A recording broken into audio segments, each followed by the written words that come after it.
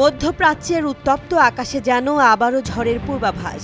ইরানের অভিজাত revolutionary guard corps আইআরজিসির শীর্ষ পর্যায়ের এক গুরুত্বপূর্ণ কমান্ডার আলী সাদমানিকে হত্যার দাবি করেছে ইসরায়েলি সেনাবাহিনী।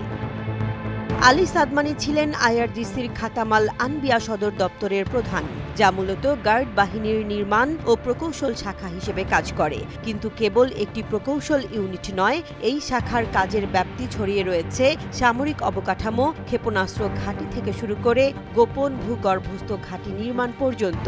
আর এই শাখার প্রধান ছিলেন সাদমানি, যিনি ইসরায়েলের ভাষায় ইরানের সবচেয়ে জ্যেষ্ঠ সামরিক কমান্ডার, সর্বোচ্চ নেতা আয়াতুল্লাহ আলী খামেনির ঘনিষ্ঠ সহযোগী।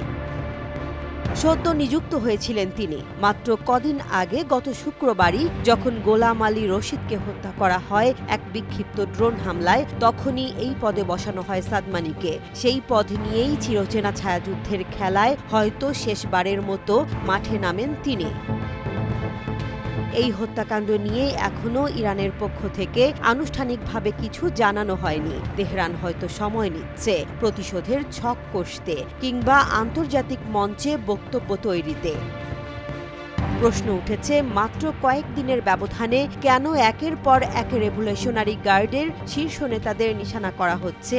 এটা কি শুধুই প্রতিক্রিয়া, নাকি বৃহৎ কোনো যুদ্ধ কৌশলের অংশ? ইরান কি এবার সরাসরি যুদ্ধের পথে হাঁটবে?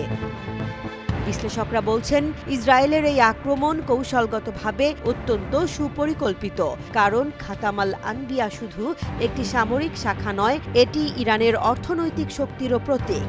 সেখানেই আঘাত হানছে ইসরায়েল, যুদ্ধক্ষেত্রের বাইরেও।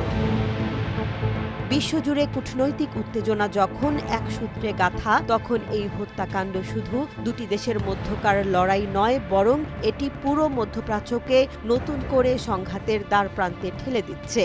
বিশ্ব অপেক্ষা করছে ইরানের প্রতিক্রিয়ার। চুপচাপ থাকা তেহরান কি এবার সরব হবে, নাকি এই নীরবতা আরও বড় ঝড়ের পূর্বাভাস?